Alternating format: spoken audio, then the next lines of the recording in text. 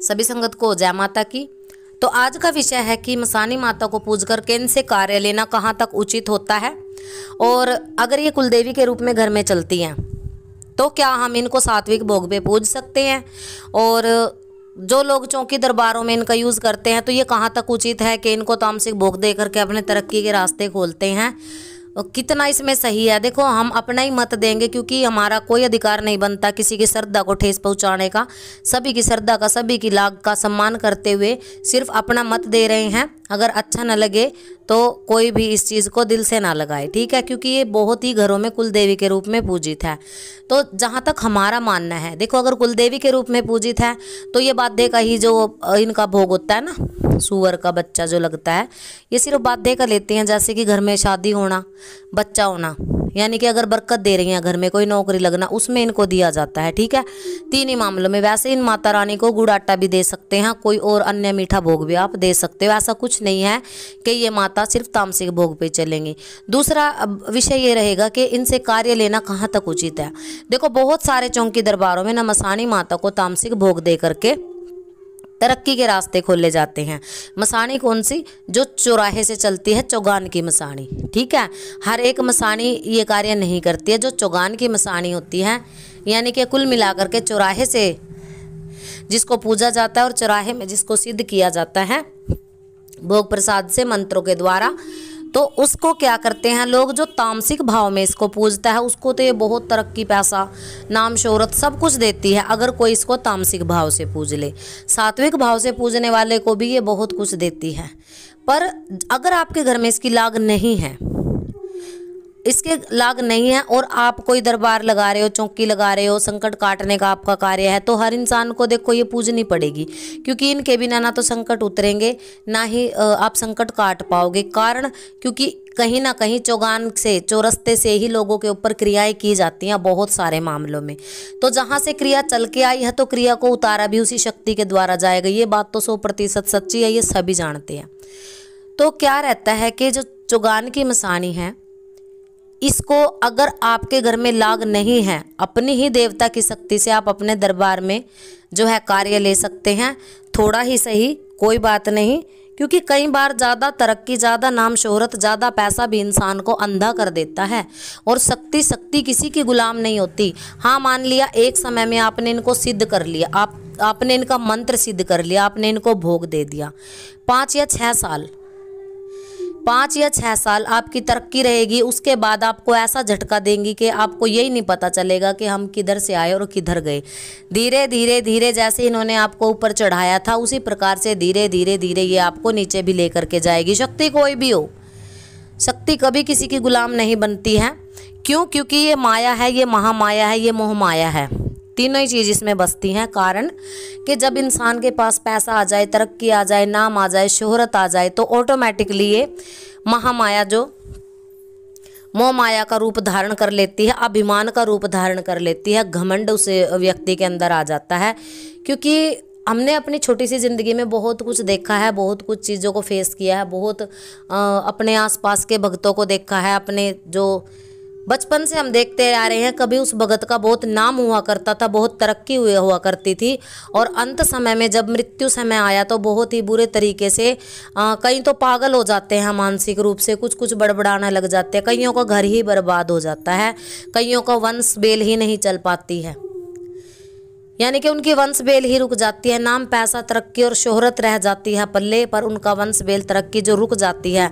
पर कहीं ना कहीं अगर उन्होंने किसी और अन्य देवता की साथ में पूजा कर रखी है, और उस पूजा के साथ साथ कहीं ना कहीं अगर उन्होंने सिर्फ कार्य लेने से अलग 10% भक्ति भी करी है, तो कोई बात नहीं, उनका वंश भी चल जाता है, पर औलाद उनकी बहुत निकम्मी हो जाती है। धीरे धीरे जो है औलाद उनकी नशे में घुस जाएगी, या तो नशा करने लगेगी, या फिर बुरी संगत में चली जाएगी। तो इस प्रकार से कई प्रकार की समस्याएं जो व्यक्ति के जीवन में आने लग जाती है, जो स्पेशली इन शक्तियों को ज़्यादा आगे करके चलाता है। तो अगर आप पे किसी इष्ट की शक्ति आ रही है ना सवारी, तो अपने एक इष्ट पे भरोसा रख करके चले, वो ही आपके सभी कार्य करता है। और चौराहे की जो मसानी होती है, इसको पूजना भी पड़ेगा और इसको भोग भी देने पड़ेंगे, क्योंकि करने वाले क्रिया करते हैं।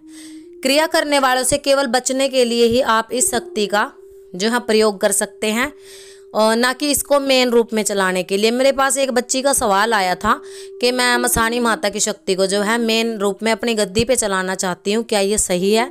देखो, मेरा जो मत है मैं अपने मत से कह रही हूँ, बाकी आप लोगों को जो अच्छा लगता है आप करें, क्योंकि हमने जो चीज़ देखी है ना, जो बरती है और जो बड़े बुजुर्गों ने हमें समझाया है, उसी के हिसाब से कार्य करना चाहिए। क्योंकि जिनको अनुभव थे, अगर वो अपने अनुभव हमें दे के गए हैं तो कुछ तो सच्चाई रही होगी।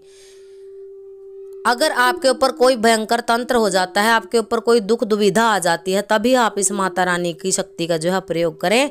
नहीं तो हर छोटे कार्य के लिए, हर छोटे कार्य की पूर्णता के लिए आप इस माता को भोग दे करके जागृत न करें, क्योंकि माँ है, जगत जननी है, ये तो सभी को पता है। ये सभी के अंधन के भंडार भी भरती है, सभी के बंधन खोल देती है, सभी के रुके हुए काम खोल देती है। पर लोग क्या करते हैं, अपने स्वार्थ सिद्धि के लिए, अपने लालच के लिए कि माँ ने चमत्कार कर दिया, इनको रोजाना ही साप्ताहिक, मासिक ऐसे रेगुलरली भोग देने लग जाते हैं। और एक समय ऐसा आता है कि वो इनके पीछे इतने पागल हो जाते हैं कि अगर कोई भी उनका काम अटक जाता है, कोई भी काम रह जाता है, तो सीधे वो चौरस्ते की मसाणी को पकड़ते हैं, न कि सामने वाले व्यक्ति की भावना को देखते हैं। उसका कार्य बनवाने के लिए लोग पैसा भी ले रहे हैं।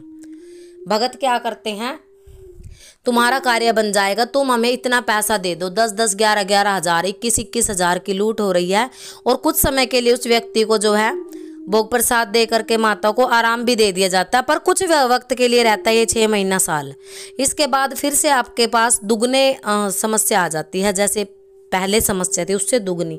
तो अच्छा यही रहेगा कि अगर आपके घर की कुल की देवी है ना, तो इसको पूजो, यानी कि साल में 6 महीने में इसको एक भोग जरूर दे दो। साल 6 महीने में दो, ये नहीं है कि आप रोजाना ही इनसे कार्य लेने लगोगे। तो इससे क्या होता है, शक्तियां भी चिढ़ जाती हैं। अब कोई इंसान को ही ले लो ना तुम, अगर उसको गुलाम बना करके आपके ये लो उसे अच्छे और माड़े सारे काम करवाओगे, तो वो भी कहीं ना कहीं यही रास्ता ढूंढेगा कि कब मुझे इससे आज़ादी मिले। वो एक ना एक दिन आपसे बगावत जरूर करेगा। तो ये तो फिर भी शक्तियाँ हैं। तो जहाँ तक हमारी सोच है, जहाँ तक हमारा मत है, हमारा मानना है, देखो हम भी माता मदानन को पूजते हैं, चौराहे की रानी को, पर जो चुगान की मशानी है, वैसे तो इन माता मदानन को चुगान की मशानी कहा जाता है, पर हम इनको मशानी रूप में नहीं पूजते। हम इनको महामाया योग माया माँ के रूप में पूजते हैं, क्योंकि माँ है, सबके गोद भरने वाली है, अंधन के भंडारे भरने वाली महाशक्ति है। सिर्फ इनको यानी कि प्रेम भाव से, क्योंकि घर में लाग है, प्रेम भाव से भोग दिया जाता है। मासिक लगा लो, कैसा भी लगा लो, परंतु अगर आप डेली के कार्य इनसे लेने लग जाएंगे, तो ये कहीं ना कहीं जो है चुगान की मशानी जो तामसिक भोग पे चलती है उसकी बात कर रही हूँ, ना कि मदानन माता के भोग की। क्योंकि मदानन माता को तो सात्विक भोग पे, वैष्णव भोग पे भी मनाया जा सकता है। वैसे ये तामसिक भाव की ही देवी है, ये वैष्णव पे कभी नहीं चलती। पर अगर भगत के भाव सच्चे हैं, भगत खुद वैष्णव है, तो ये वैष्णव भोग ले लेती है। ऐसी बात नहीं है कि ये वैष्णव भोग पे कार्य नहीं कर देती है। पर बात हो रही है यहाँ चुगान की मसाणी की, जो चौराहे में ही रहती है, चौराहे से ही चलती है और चौराहे में ही उसका भोग जाता है, और तामसिक भोग पे लोग इससे कार्य लेते हैं। तो इस चीज़ से जहाँ तक कोशिश हो सके तो बचना चाहिए कि हर बार आप तामसिक भोग ना दे करके सात्विक भोग ही दे, तो ही अच्छा रहेगा। तो सभी को जय माता की।